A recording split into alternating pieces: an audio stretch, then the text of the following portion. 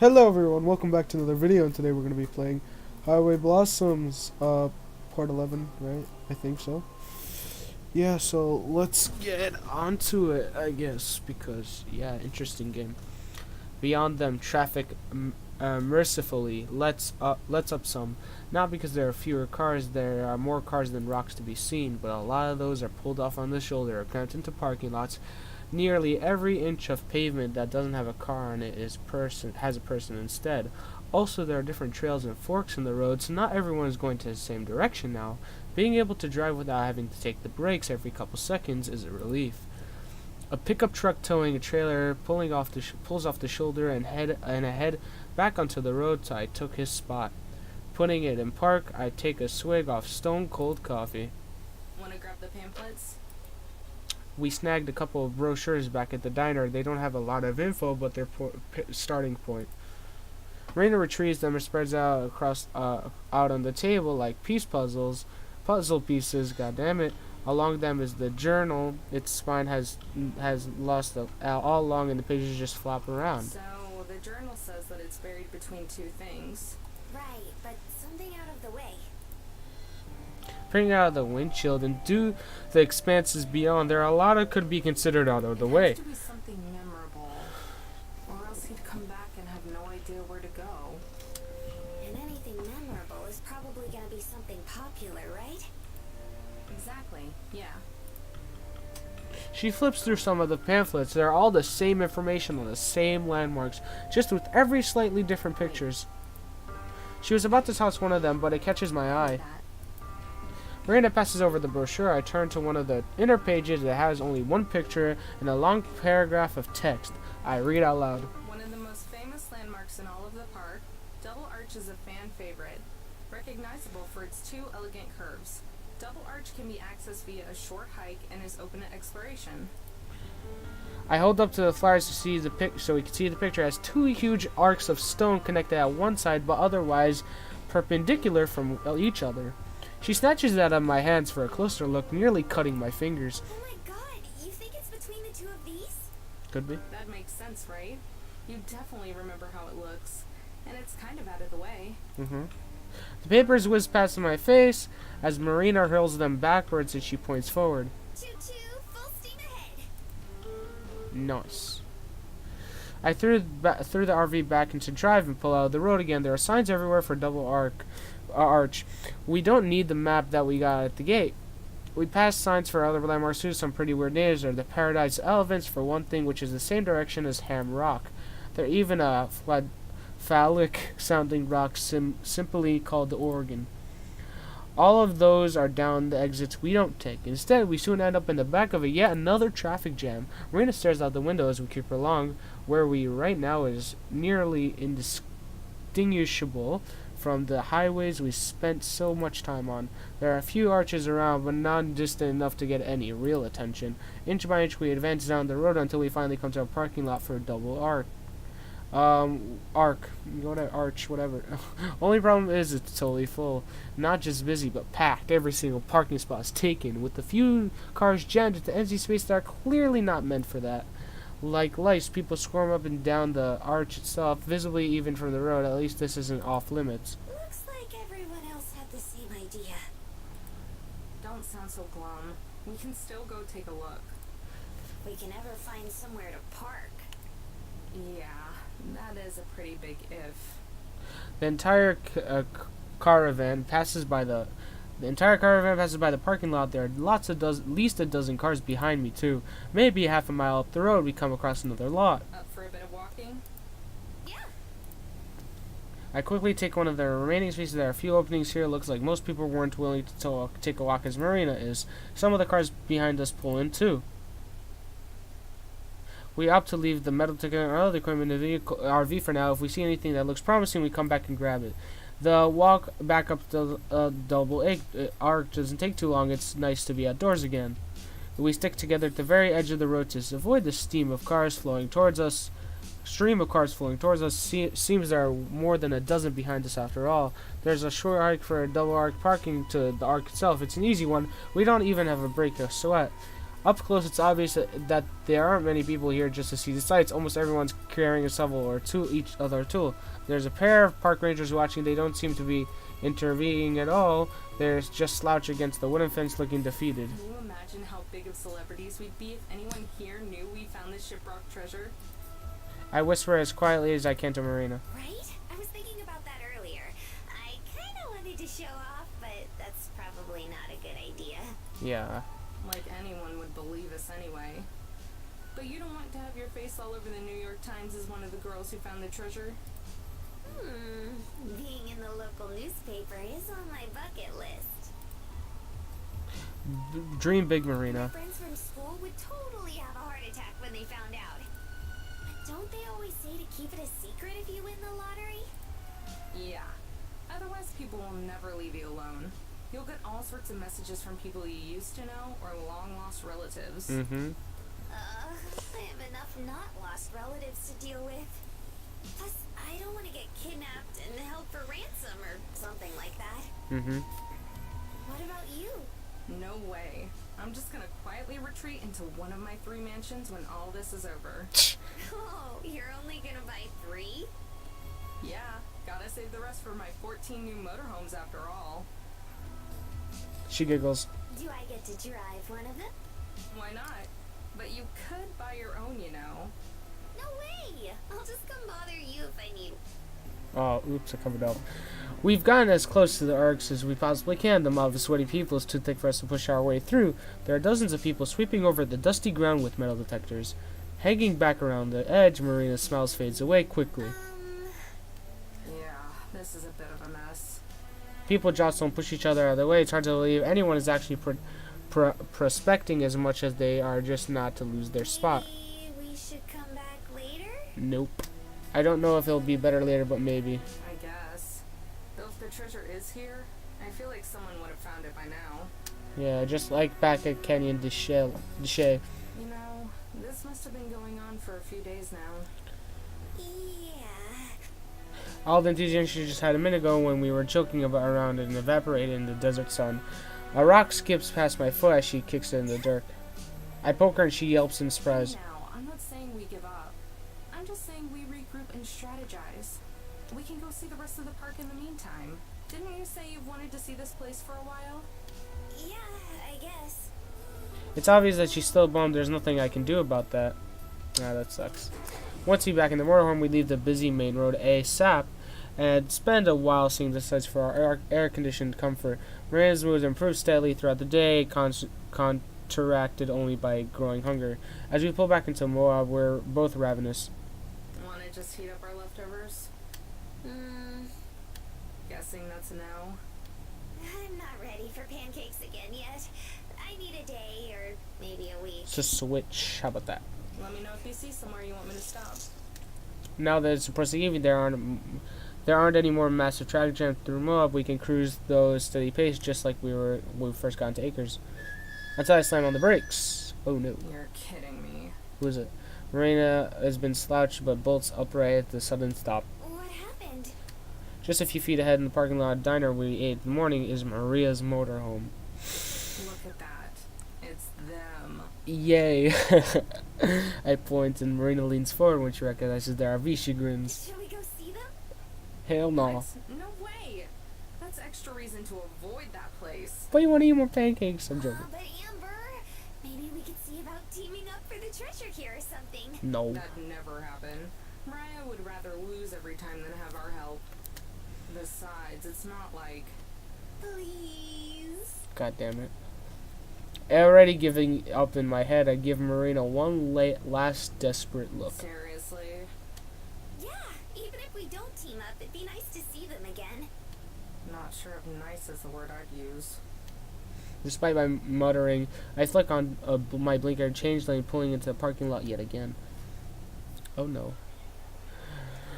Like this morning, it seems pretty busy. I have parked next to Maria's RV because it's the only open spot large enough. Marina skips out towards the exit towards the entrance while I trudge behind her. It doesn't take long to find the trio, even amongst all the eccentric people that hunt as drawn. Their questionable sense stands out. They have a large table near the back, bigger than one Maria and I ate. The morning Joseph tested to share a bench while Maria spread across the whole opposite side. It's probably supposed to look sultry, but it comes across like the bench is devouring her. When she sees a Marina scurries to the back, hand raised in greeting. I bring up the rear still slow. Hey guys! God damn it. This is gonna be so triggering. Tess and Joseph both wave, the latter smiling when he sees us. Maria looks surprised for a second, but then scrawls and turns towards the wall. The feeling is mutual. Hey, imagine running into you two here. Just get into town? Nope, we've been here all day. We actually ate breakfast at this place this morning. Yeah, you're always a couple steps behind us, I guess. Ah, that triggers them. Maria's glare is stonier than Double H herself, but of course she keeps looking at the wall instead of us. Joseph laughs, though. Let's break bread. He and Tess scoot down the booth, making some room which Marina promptly fills. I'm left next to the smoldering fury that is Maria. Mariah? I don't know, man. She moves her leg just a little bit, but enough for me to sit down. Thanks. Sorry to barge in on you guys like this.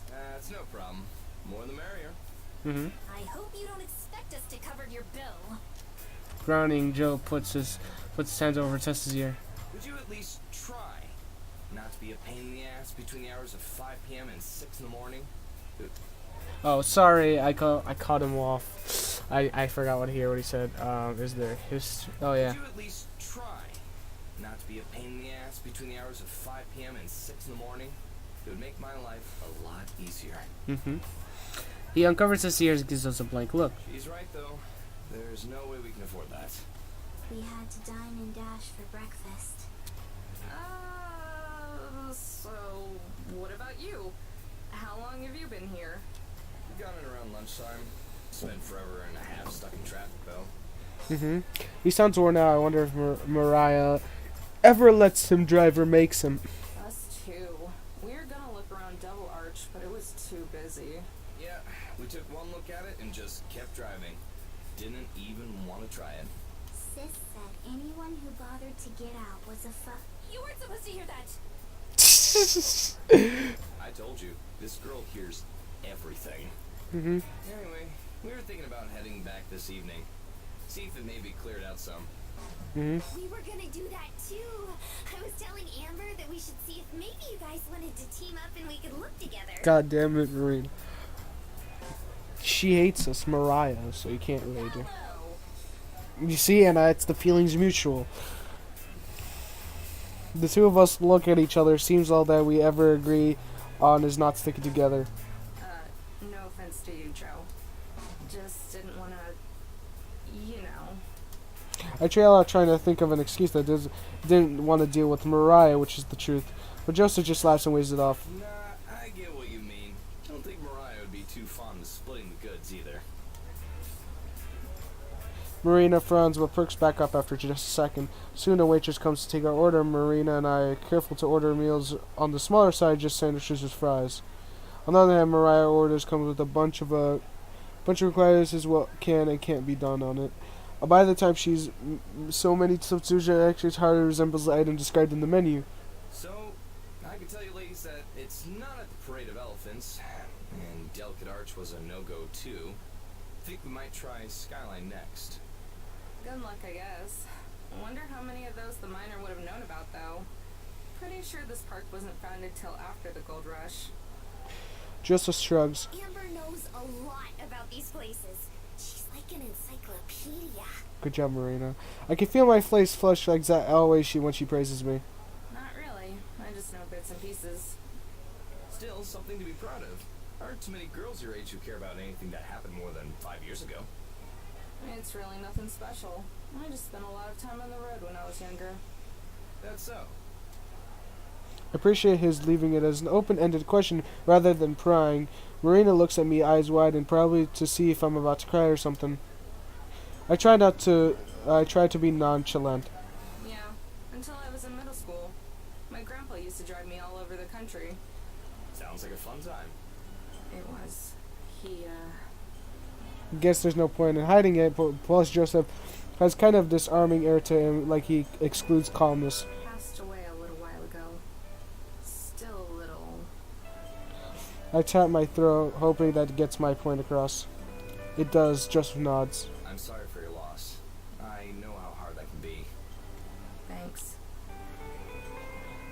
Marina's eyes flick between me and Joseph. She must be pretty weird, so I force a smile even though I can feel that growing glumness that shows up anytime I talk about Gramps. Meeting this dork has helped a lot, though. I jerk my chin towards Marina, who looks shocked as if I had been talking about anyone else. It's been a while moping around before that. Family's good. I blink. It's too easy to forget she's there. Yeah, definitely.